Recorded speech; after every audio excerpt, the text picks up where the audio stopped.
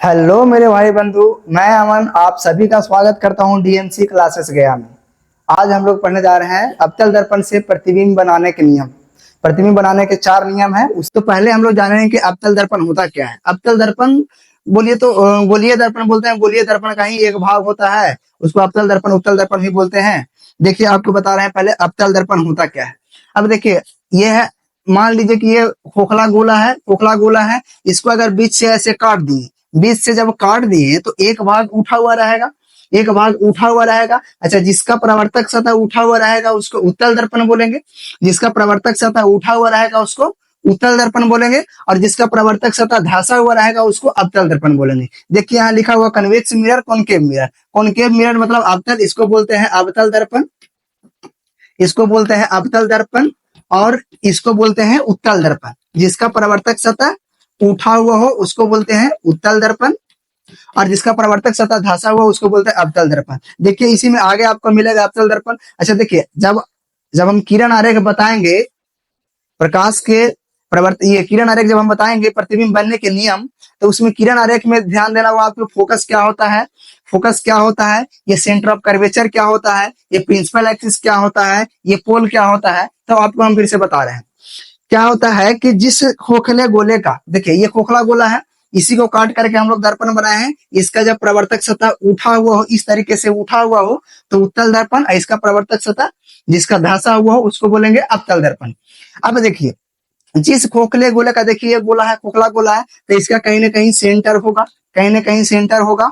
तो इस सेंटर को ही बोलते हैं सेंटर ऑफ कर्वेचर। इस सेंटर को ही बोलते हैं सेंटर ऑफ कर्वेचर। इस सेंटर को बोलते हैं सेंटर ऑफ कर्वेचर। अच्छा, ये सेंटर किसका है? जिस खोखले गोले का बना हुआ होता है वो दर्पण, वो दर्पण जिस खोखले गोले का बना हुआ होता है उसके सेंटर को, उसके केंद्र को बोलते हैं वक्रता केंद्र।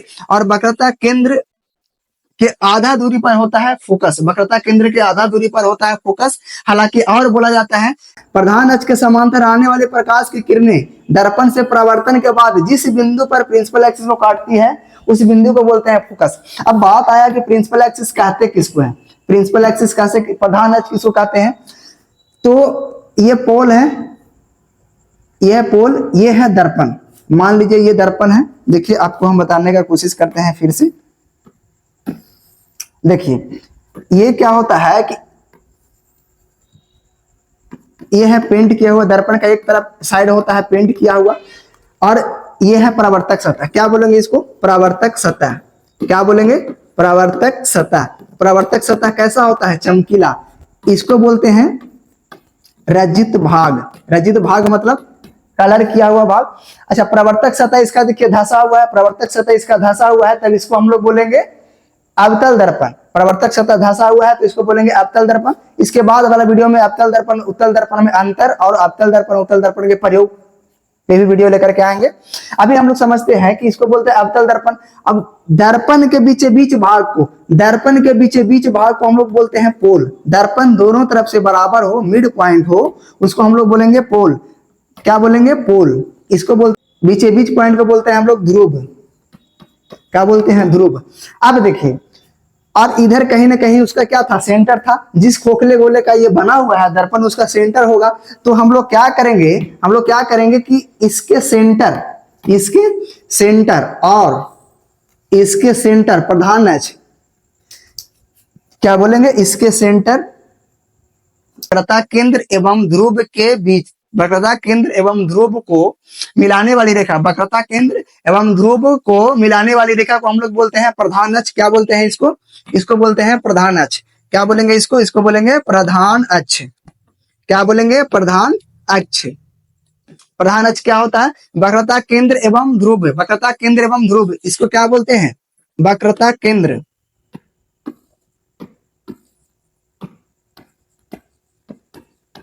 वक्रता केंद्र बोलते हैं इसको। सब कुछ लिख करके ला भी सकते हैं, लेकिन जो लिख करके पढ़ाने में मजा है उसमें कहीं मजा नहीं मिलता। इसको बोलते हैं वक्रता केंद्र, इसको बोलते हैं ध्रुव। तो वक्रता केंद्र एवं ध्रुव के मिलाने वाली रेखा को बोलते हैं प्रधान अक्ष। वक्रता केंद्र एवं ध्रुव को मिलाने वाली रेखा को बोलते हैं प्रधान अक्ष। अब ध्यान दीजिएगा, यही है पूरा खेला। अब देखिए ये क्या है? कॉनकेव मिरर, अवतल दर्पण। यह है कॉन्वेक्स मिरर, उत्तल दर्पण। कॉनकेव, अवतल दर्पण लिख देते हैं यहाँ पे। क्या लिखेंगे? अवतल अवतल दर्पण। अच्छा, इसको क्या बोलेंगे? इसको बोलेंगे उत्तल दर्पण।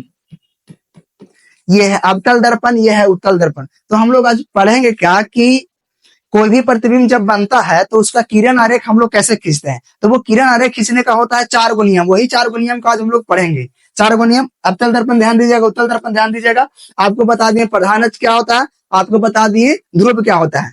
दर्पण के बीचों बीच भाग, देखिए ये दर्पण है तो इसके बीचों बीच भाग को हम लोग बोलेंगे ध्रुव, इसके बीचों बीच भाग को बोलेंगे हम लोग ध्रुव। और ध्रुव से सेंटर इधर कहीं ना कहीं वक्रता केंद्र होगा। इसको सी से डिनोट करते हैं, इसको पी से डिनोट करते हैं। ध्रुव से सेंटर को मिलाने वाली रेखा को हम लोग बोलते हैं प्रधान अक्ष। इसी को हम पीछे वाला स्लाइड में लिखे थे प्रधान अक्ष। क्या लिखे थे? प्रधान अक्ष, प्रिंसिपल एक्सिस। अच्छा देखिए, ये है पोल, ये है सेंटर, ये है पोल, ये है सेंटर बोलते, ये है ध्रुव, ये है वक्रता केंद्र। और इसके जस्ट बीच में, इसके बीच बीच में होता है फोकस। इसके बीचों बीच में होता है फोकस। अगर आप लोग शुरू से पढ़ रहे होंगे तो आपको पता होगा प्रधान अक्ष क्या होता है, फोकस क्या होता है, ध्रुव क्या होता है, और ये सेंटर ऑफ कर्वेचर क्या होता है, बोलते हैं वक्रता केंद्र क्या होता है। सब कुछ आपको पता होगा, लेकिन फिर भी हम बता देते हैं। अब हम लोग ध्यान देंगे कि क्या नियम हम लोग आज पढ़ने वाले हैं। तो पढ़ने वाले हैं, देखिए ये अवतल दर्पण है, ये उत्तल दर्पण है।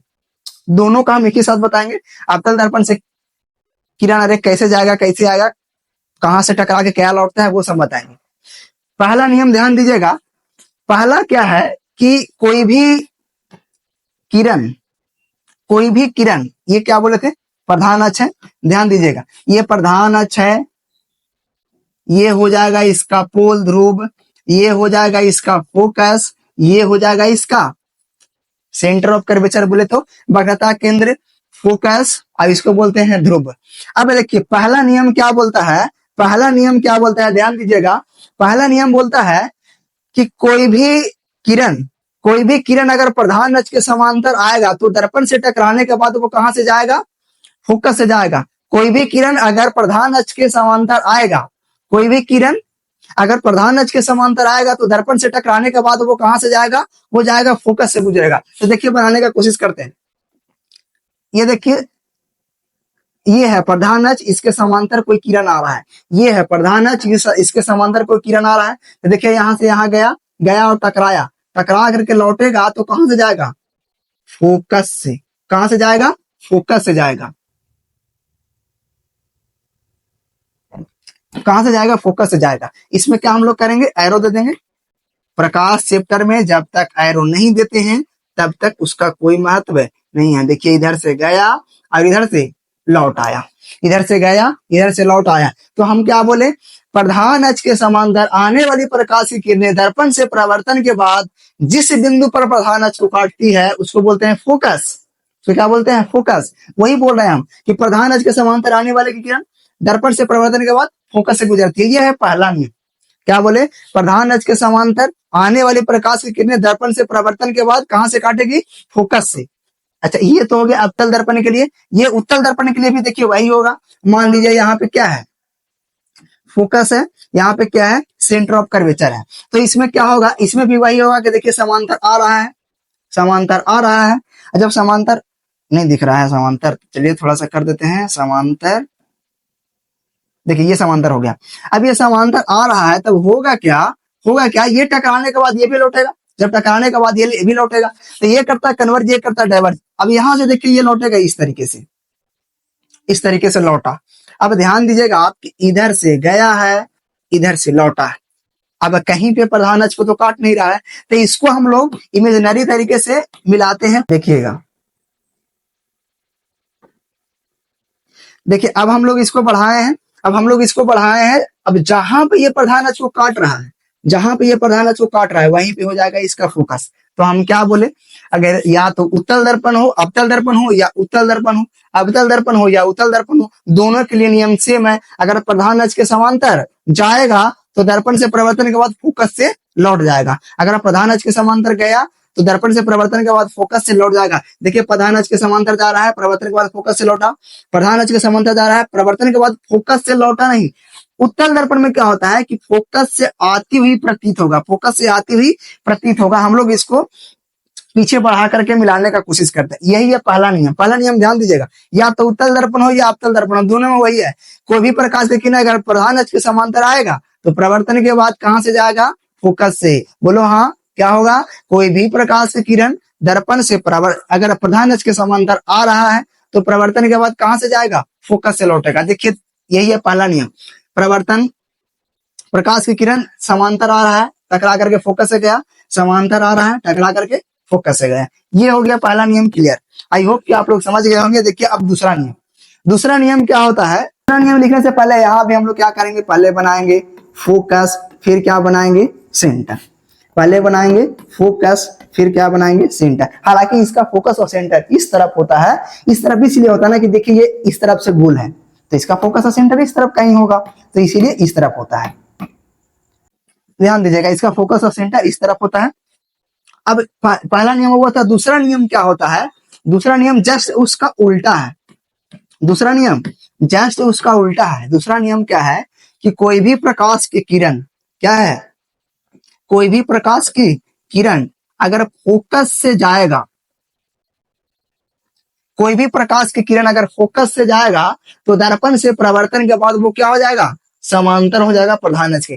कोई भी प्रकाश की किरण फोकस से जाएगा तो प्रवर्तन के बाद प्रधान अक्ष के समांतर होकर के निकल जाएगा। देखिएगा क्या हो रहा है।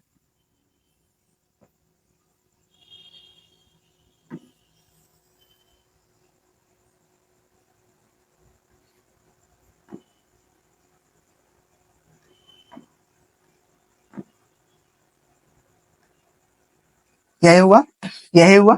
देखिए ये आ रहा है, यह है आपतित किरण, यह है आपतित किरण और यह है प्रवर्तित किरण। तो देखिए हो क्या रहा? आया कहां से? फोकस से, टकराया, टकराने के बाद क्या हुआ? प्रधान अक्ष के समांतर लौट गया। प्रधान अक्ष के समांतर लौट गया। आया फोकस से, प्रधान अक्ष के समांतर लौट गया। इसमें भी वही होगा, इसमें भी वही होगा। इसका फोकस इस तरफ था, इसका सेंटर इस तरफ था। अब होगा क्या कि फोकस से आएगा, देखिएगा फोकस के थ्रू जा रहा है, फोकस के थ्रू जा रहा है। अब ये परिवर्तन के बाद क्या होगा? परिवर्तन के बाद क्या होगा कि ये हो जाएगा पैरेलल। किसके पैरेलल? प्रधान अक्ष के। फोकस से जाएगा तो दर्पण से प्रवर्तन के बाद क्या हो जाएगा? पैरेलल हो जाएगा। दर्पण से प्रवर्तन के बाद पैरेलल हो जाएगा। पहला नियम क्या बताए? पहला नियम क्या बताए कि कोई भी प्रकाश की किरण जब प्रधान अक्ष के समांतर आएगा तो दर्पण से प्रवर्तन के बाद फोकस से गुजर जाएगा। पहला नियम ये था। दूसरा नियम क्या बोल रहा है? कोई भी प्रकाश की किरण अगर फोकस से आएगा तो दर्पण से प्रवर्तन होने के बाद प्रधान अक्ष के समांतर चला जाएगा। कोई भी प्रकाश की किरण, कोई भी प्रकाश की किरण अगर फोकस से आया तो दर्पण से प्रवर्तन के बाद क्या हो जाएगा? प्रधान अक्ष के समांतर। देखिएगा यह है आपतित किरण, टकराया, समांतर। क्या यह है? आपतित किरण क्या है? यह है आपतित किरण, टकराया और समांतर हो गया। यह है आपतित किरण, टकराया और समांतर हो गया। ये था दो नियम। तीसरा नियम देखिएगा क्या होता है। फिर से बना लेंगे क्या? यहां बनाएंगे पोल, यहां बनाएंगे फोकस, यहां बनाएंगे सेंटर।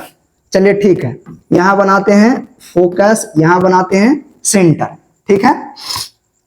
अब देखिए ये अवतल दर्पण है, ये उत्तल दर्पण है। तीसरा नियम क्या बोलता है कि अगर कोई प्रकाश की किरण वक्रता केंद्र से, देखिए सी को बोले थे वक्रता केंद्र, अगर कोई प्रकाश की किरण वक्रता केंद्र से आ रहा हो और दर्पण से टकराएगा तो जिस पाथ से आता है उसी पाथ से चला जाएगा। जिस पाथ से आता है उसी पाथ से चला जाएगा। इसी को बोलते हैं रिट्रेस बैक।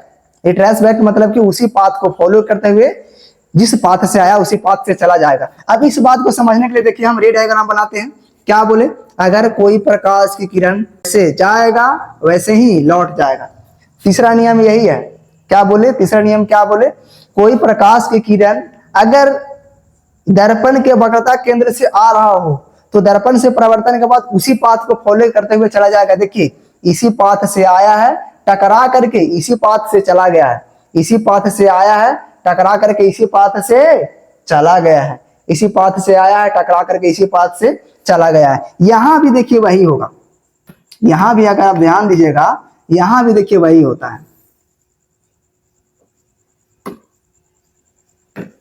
यहां भी वही होता है। अब देखिए इसको आगे मिलाने का कोशिश करते हैं।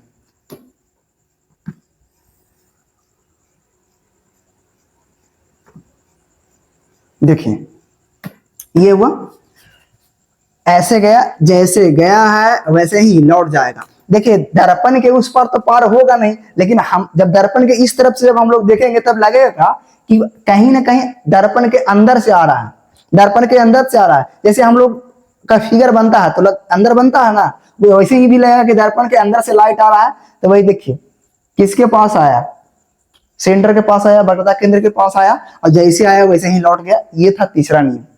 क्या बोलेंगे कि अगर प्रकाश की किरण अगर वक्रता केंद्र के से आएगा, अगर वक्रता केंद्र से आएगा तो दर्पण से परावर्तन के बाद उसी पाथ को फॉलो करते हुए चला जाएगा, उसी पाथ को फॉलो करते हुए चला जाएगा। ये था तीसरा नियम। चलिए सब कुछ डर गया, फिर से बनाते हैं।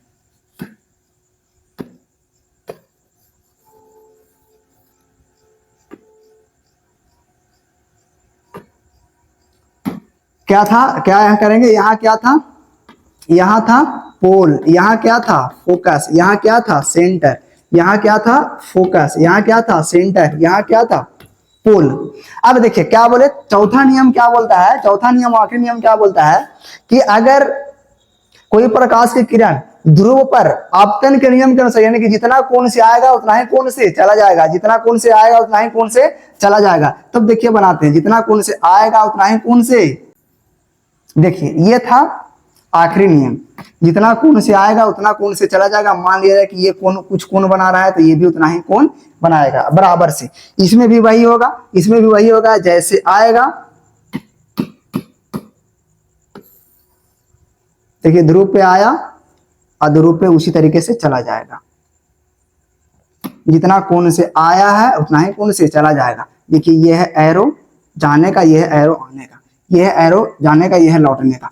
तीसरा नियम क्या बोले, तीसरा नियम क्या बोले कि अगर सी से आएगा तो सी से जाएगा। चौथा नियम क्या है कि अगर ध्रुव पे गिरेगा तो जिस कोण से आएगा उसी कोण से चला जाएगा, जिस कोण से आएगा उसी कोण से चला जाएगा, जिस कोण से आएगा उसी कोण से चला जाएगा। चौथा नियम क्या है, अगर कोई प्रकाश की किरण परावर्तन के नियम से जिस कोण से आएगा उसी कोण से चला जाएगा, बोले तो ये कोण थीटा है तो ये भी कोण थीटा होगा। इसमें भी ये होगा, जिस कोण से आएगा उसी कोण से चला जाएगा, जिस कोण से आएगा उसी कोण से चला जाएगा। आई होप इतना समझ गए होंगे। आज तक का इतना ही, तब तक धन्यवाद।